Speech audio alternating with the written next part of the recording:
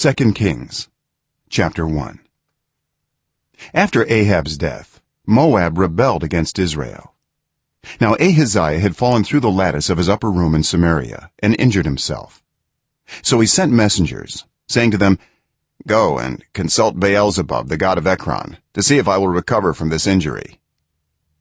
But the angel of the Lord said to Elijah the Tishbite, "Go up and meet the messengers of the king of Samaria, and ask them, is it because there is no God in Israel that you are going off to consult Baal-zebub, the god of Ekron?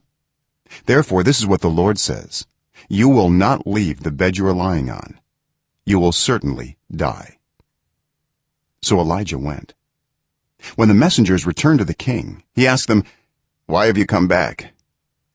"A man came to meet us," they replied, "and he said to us, 'Go back to the king who sent you and tell him, this is what the Lord says, is it because there is no God in Israel that you are sending messengers to consult Baal-zebub, the god of Ekron? Therefore you will not leave the bed you are lying on. You will certainly die.'" The king asked them, "What kind of man was it who came to meet you and told you this?" They replied, "He had a garment of hair and had a leather belt around his waist." The king said, "That was Elijah the Tishbite." Then he sent to Elijah a captain with his company of 50 men. The captain went up to Elijah, who was sitting on the top of a hill, and said to him, "Man of God, the king says, come down." Elijah answered the captain, "If I am a man of God, may fire come down from heaven and consume you and your 50 men." Then fire fell from heaven and consumed the captain and his men. At this the king sent to Elijah another captain with his 50 men. The captain said to him, "Man of God, this is what the king says, come down at once." "If I am a man of God," Elijah replied, "may fire come down from heaven and consume you and your 50 men." Then the fire of God fell from heaven and consumed him and his 50 men. So the king sent a third captain with his 50 men. This third captain went up and fell on his knees before Elijah. "Man of God," he begged, "please have respect for my life and the lives of these 50 men, your servants.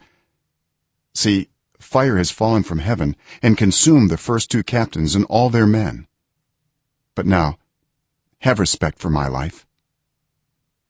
The angel of the Lord said to Elijah, "Go down with him. Do not be afraid of him." So Elijah got up and went down with him to the king.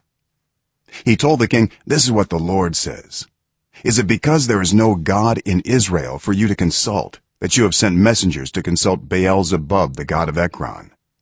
Because you have done this, you will never leave the bed you are lying on. You will certainly die." So he died, according to the word of the Lord that Elijah had spoken. Because Ahaziah had no son, Joram succeeded him as king in the 2nd year of Jehoram, son of Jehoshaphat, king of Judah. As for all the other events of Ahaziah's reign and what he did, are they not written in the book of the annals of the kings of Israel?